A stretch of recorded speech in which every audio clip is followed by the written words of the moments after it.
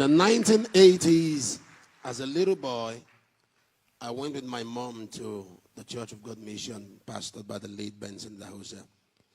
And I saw a man on stage, used mightily of God. And follow this ministry closely, and it's such a tremendous blessing. Join me tonight as we receive Pastor Benson.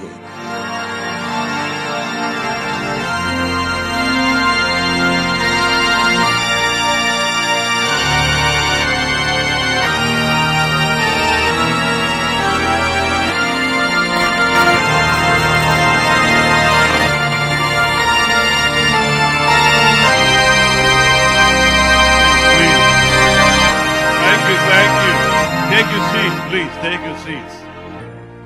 And good evening. My, what a beautiful crowd and an excitable crowd.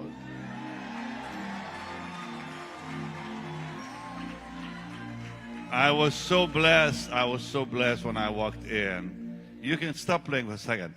I was so blessed when I came in to meet this wonderful man of God, Dr. Suleman, and he was telling me how he was a little boy. Why don't you come back here a minute?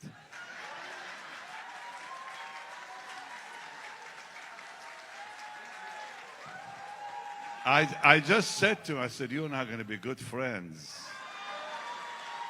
So he was telling me I was in Nigeria. That was my first trip to Nigeria in the 80s, but it was 85, 86. And I went with Benson, Idahosa. And I met him in Canada years ago.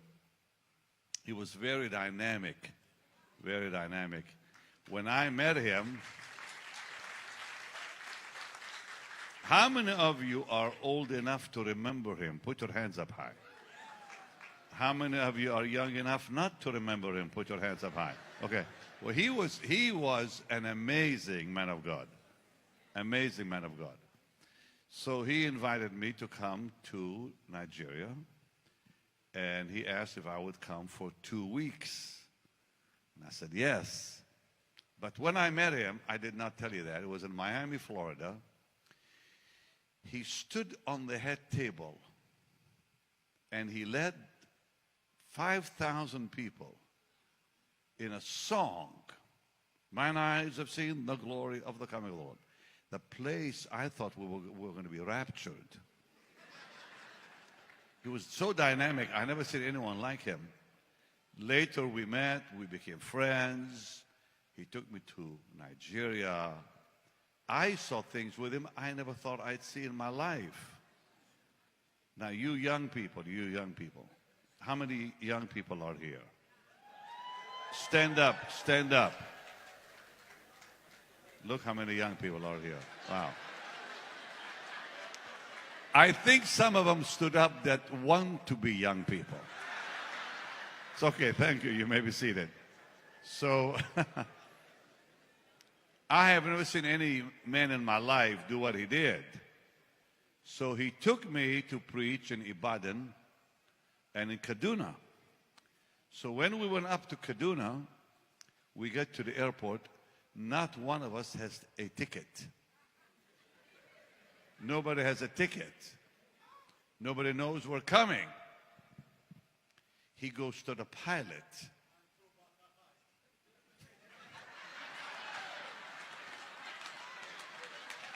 That man spoke in tongues just for me, saying he went to the pilot. He goes right on the plane. He tells the pilot not to go anywhere. He asks the passengers, it was already full, they were about to take off to Kaduna. He tells the pilot he's not going nowhere. He kicks everyone off the plane. Benson goes up on the plane and kicks everybody off. And the whole plane is empty now. And he's telling them all to wait outside. Not one of us had a ticket or a boarding pass. He puts us on the plane, first class.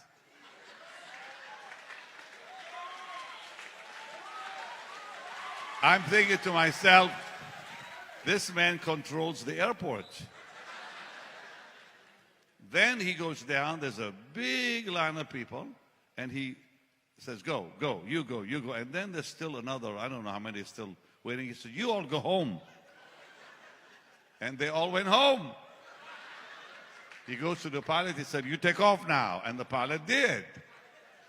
When I get to Kaduna, of course, I met some amazing people there. It was a powerful, powerful time. But this man of God was unusual. We're sitting back, this is before, you know, cell phones and before all the new technology, where you had to make, if you wanted to make a phone call, international call, in Nigeria, you had to go to a calling center or something, like a big some room somewhere. And you sat down and waited. And somebody was doing the wires, you know, the old wires. This is back in the 80s. And so we waited for 2 hours. A young man comes in. And he gets on his knees. He says, Papa, I have asthma. And Benson said, open your mouth. And he opens his mouth and he breathed like that. And then he slapped him real hard. I never saw anyone slap anyone in my life before. He slapped him so hard, I thought the man's face will come off. He said, you are healed. And he went woof like that. And the asthma came out of him just like that. The man was healed of asthma. I was stunned. I thought, dear God, this man, I never saw anybody slap anybody. I remember my wife's grandmother telling me, Smith Wigglesworth, she had been to his meetings in England, and he used to punch people. And some man died in his meeting, and he said, pick him up, and he actually punched him in the stomach. He said, in Jesus' name, rise. Wham! Nothing happened. The guy felt he was still dead. He said, pick him up again. He punched him the second time, and he fell down dead. Third time, he punched him in the face, and the man came back to life. And when my wife's grandma told me that he came back to life, I said, I'm glad he came back to life. Otherwise, he would have killed him for sure. But I never saw anyone punch people or slap people to get healed. That was my first experience with Benson. But Oral Roberts told me something. Now, I had not, I wasn't with Oral when he went. It was after I went. And I guess there was a drought in Nigeria. And the president of Nigeria told Benson, we need rain. He said, you'll have it in 2 hours. That's what he said to him. Now, that's Oral told me that. Oral was there with him. And he said it rained exactly 2 hours later. So, people like him are rare. I mean, most of them are in heaven now. So, you were a young boy. How old were you? Young, but what? You remember what? 10? Or more than 10? Okay, so like in your teens, and you came with your mother, a pastor, and I remember that morning, dear Lord, 30,000 people in that church had 3 levels, and the fans did not work. Half of them did not work. I was so hot, I almost fainted. And everywhere I would, every service, they would give me a robe, a new robe for it. I looked like the Pope with colors every day. One day it was yellow and red and green and blue, and the next day was other colors. And it was wonderful to wear them because when you got hot, all you did is this. Had your own air conditioning. But it was a wonderful time for me that really changed our life. And I love Nigeria. I really love Nigeria. I was just there. How many are from Nigeria? All right. How many are not from Nigeria? So where are the others from? Cameroon. Say again? Oh, how many? India, India. Somebody is waving a flag there. I don't know what flag that was. What flag is it? Zimbabwe. I was Liberia. Wow. How many from Liberia? Let me see you. Wow. I was supposed to go to Liberia years ago, and then they had the Civil War, and I could not go. That was years ago. Listen, I began preaching when I was 21. I'm 71 now, so that's like a long time ago. It'll be 50 years this year. And the Lord has been so good. Thank the Lord for Jesus, I'll tell you. But I want to just say one thing. How many here are not from Africa? You're not from Africa. Okay, all those who are not from Africa, stand up. Okay, beautiful. You may be seated. You may be seated. The reason I want to talk to you about Africa is because I just finished one of the greatest crusades in Nairobi. You're from Kenya, okay. How many Kenyans? All right. The president and his wife invited me to go, and we were there in February. This was the first time in my life, ever in my life, where nearly the entire government was on the platform.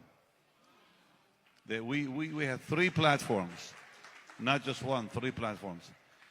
And almost every member, I think, of the government was there. And the last night, the president, his wife, vice president, his wife, the governors, their wives, and officials from the government were there, and the power of God came on all of them. And I'll tell you something. Something happened in the atmosphere. Because when at one point, you may have seen it, I don't know, I had the president come and I prayed with them, and he was on his knees, which was very, very moving to see, he and his wife. And the presence of the Lord was just so tangible. And the Lord really has honored Africa, in my opinion, in a great way. And I've seen such an intensity in the last few. In fact, I've been to Africa 3 times just this year already. I was in Ghana in January. There's the Ghana people. I love Ghana. We went to Kenya in February, Nigeria in March.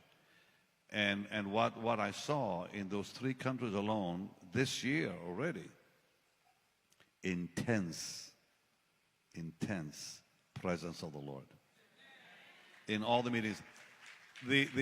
I think the one that amazed me in a very special way is when I was in Accra, and the young people, their hunger was, I don't know if I even have a word for it. They were starving for the power of God. Just intense hunger for the Lord. And that gives us incredible hope. And then 27,000. Now they told me in Kenya, they told me that they've never had that many pastors come together ever in the history of the country.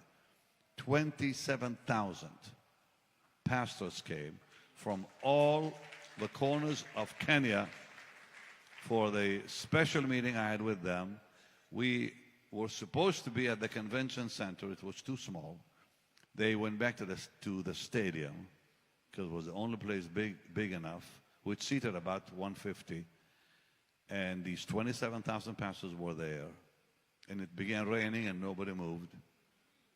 And to see the intensity of their hunger. So, you just told me that the Lord has blessed your ministry in Benin, what's happening. Get ready for some bigger things. Seriously. Because, look, I think the people of Africa will put a demand on people like you. Because they become so hungry for the things of God. And the darker it gets in the world, the greater the hunger in the people of God. And even unbelievers. And I saw that this year. I never thought I would see the intensity. I've been to Africa many times, over the last 50 years. And I think I've been to a lot of countries that maybe most of you don't even know I've been. I've been to Zimbabwe and Zambia and on. And Congo and other places. But I've never seen the intensity of the hunger among especially young people. And I would ask you as a man of God, and all of you who are in the ministry, focus on the young people now. Because they will carry the fire, I think, much faster than anyone else. So thank you for having me. And remember, we're going to be good friends. Can we give the Lord a mighty hand of praise?